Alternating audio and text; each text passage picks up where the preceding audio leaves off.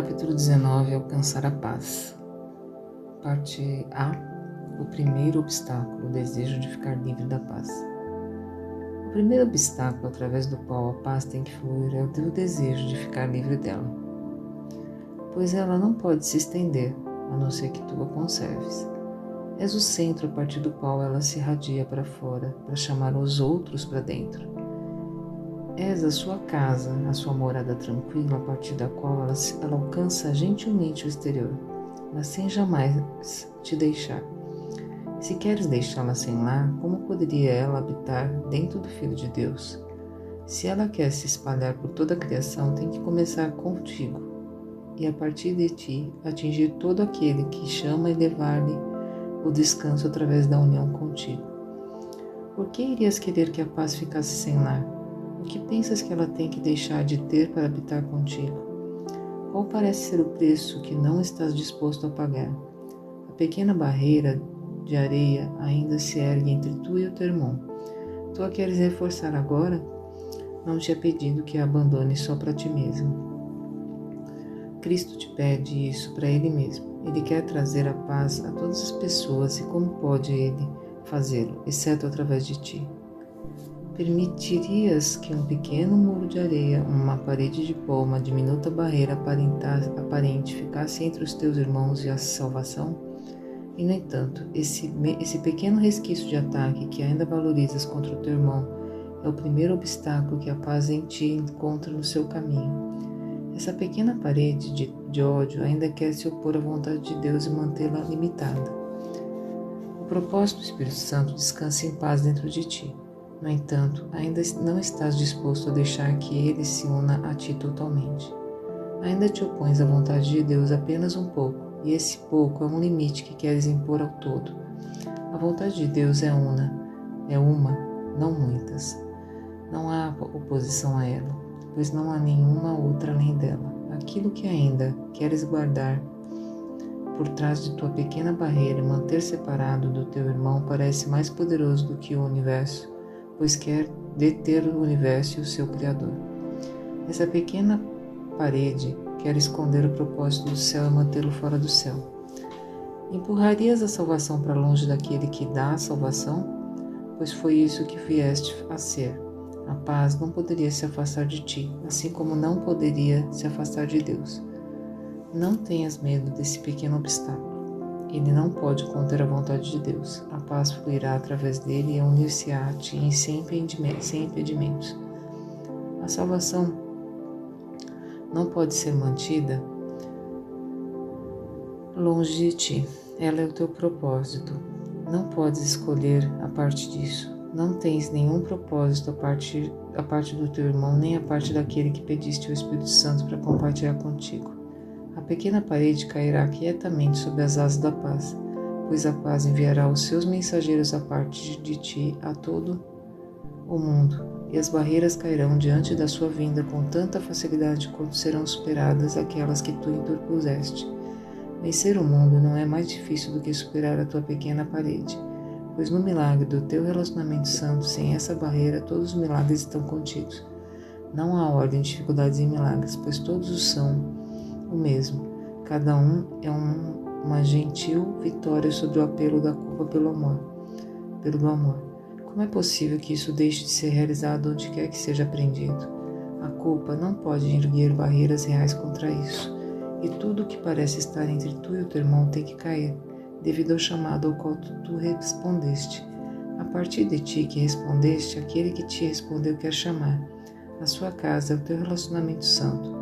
Não tentes ficar entre ele e o seu propósito santo, pois esse propósito é o teu. Em vez disso, permite que ele estenda inquietude e milagre do teu relacionamento a todas as pessoas nele envolvidas, assim como ele foi dado. Há um silêncio no céu, uma feliz expectativa, uma pequena pausa do contentamento pelo reconhecimento do final da jornada, pois o céu te conhece bem como tu conheces o céu. Não existem ilusões entre tu e o teu irmão agora. Não olhes para a pequena parede de sombras, o sol ergue-se acima dela. Como pode uma sombra manter-se afastada do sol? Do mesmo modo, as sombras não podem mais manter-te afastado da luz em que terminam as ilusões. Todo milagre não é senão o fim da ilusão. de uma ilusão. Tal foi a jornada, tal o seu fim. E na meta da verdade que tu aceitaste, todas as ilusões têm que terminar. O pequeno desejo insano de ficar livre daquele que convidaste a entrar, empurrando-o para fora, não pode deixar de produzir conflito.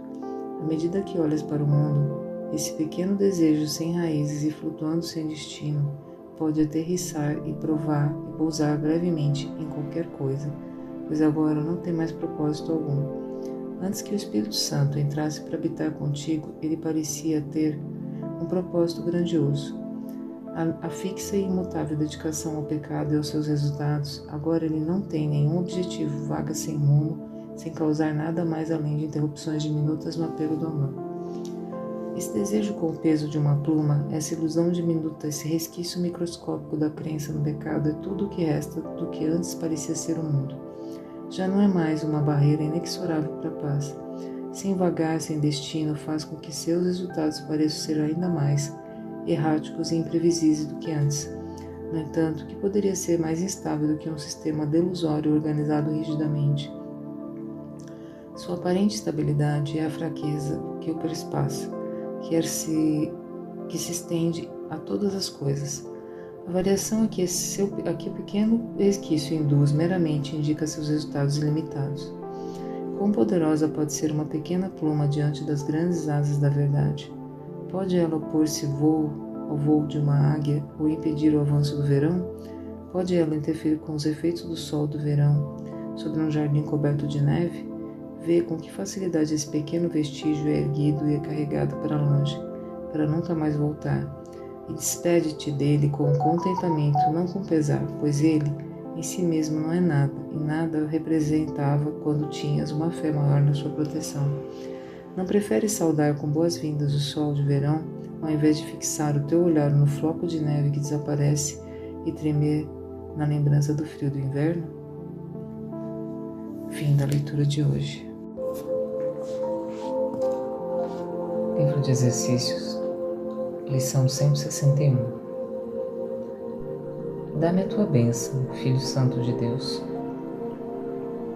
Hoje praticamos de modo diferente e nos posicionamos contra a nossa raiva para que os nossos medos possam desaparecer e oferecer espaço ao amor. Aqui está a salvação nas simples palavras com que praticamos a ideia de hoje. Aqui está a resposta para a tentação que nunca falha em acolher com boas-vindas o Cristo, onde o medo e a raiva antes prevaleciam. Aqui a expiação se completa, o mundo é deixado para trás com toda a segurança e o céu é agora restaurado. Aqui está a resposta da voz por Deus. A completa abstração é a condição natural da mente, mas parte dela agora não é natural. Ela não olha para tudo como um só. Ao invés disso, vê fragmentos do todo, pois só assim poderia inventar o mundo parcial que tu vês. O propósito de tudo que vês é o de te mostrar o que desejas ver. A audição só traz à tua mente os sons que ela quer ouvir. Assim foi feita a especificidade, e agora a especificidade que temos que usar na nossa prática. Nós a damos ao Espírito Santo para que ele possa empregá-la com um propósito que é diferente daquele que lhe demos. Contudo, ele não pode usar nada além do que fizemos para ensinar-nos de um ponto de vista diferente, para que possamos ver a utilidade diferente em tudo.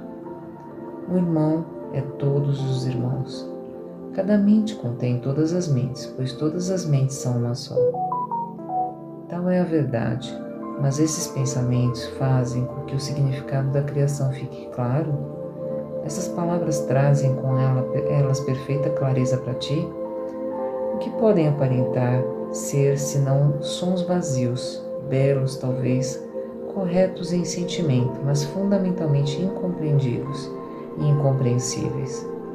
A mente que ensinou a si mesma a pensar de um modo específico não pode mais aprender a abstração do sentido de que ela abrange todas as coisas. Precisamos ver um pouco para aprendermos muito. Sentimos que parece ser o corpo que limita a nossa liberdade, que nos faz sofrer e que no final apaga a nossa vida. Entretanto, corpos não passam de símbolos de uma forma concreta de medo.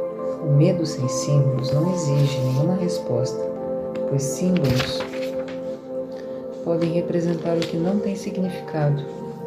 O amor não precisa de símbolos, sendo verdadeiro, mas o medo, sendo falso, se prende a especificidades.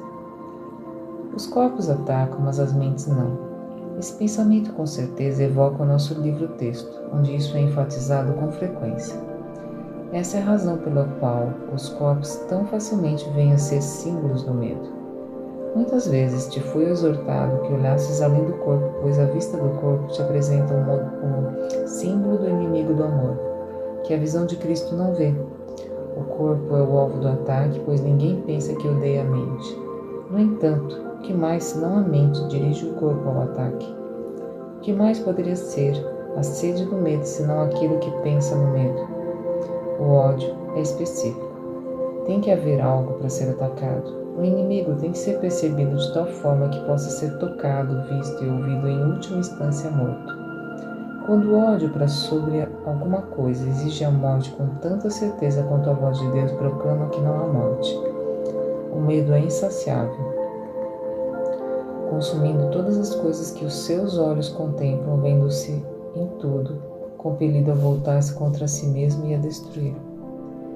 Aquele que vê um irmão como um corpo, o vê como um símbolo do medo, e ele atacará porque o contempla, e o seu próprio medo fora de si mesmo, pronto para atacar, mas pedindo aos gritos para se unir a ele novamente. Não te equivoques quanto à intensidade da raiva que o medo projetado tem que gerar.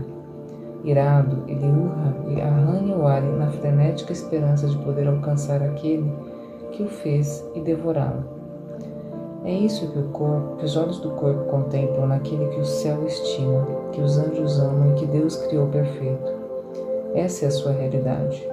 E na visão de Cristo, a sua beleza se reflete em uma forma tão santa e tão bonita que dificilmente poderias resistir a ajoelhar-se aos teus pés. Entretanto, em vez disso, tomarás a sua mão, pois és como ele na vista que o vê assim. O ataque contra ele é teu inimigo, pois não perceberás que nas suas mãos está a tua salvação. Pede-lhe apenas isso e ele a dará a ti. Não lhe peças que simbolize o teu medo. Pedirias que o amor destruísse a si mesmo? Ou queres que ele seja revelado a ti e te liberte? Hoje praticamos de uma forma. É isso que os olhos do corpo contemplam, naquele que o céu estima, que os anjos amam e que Deus criou perfeito.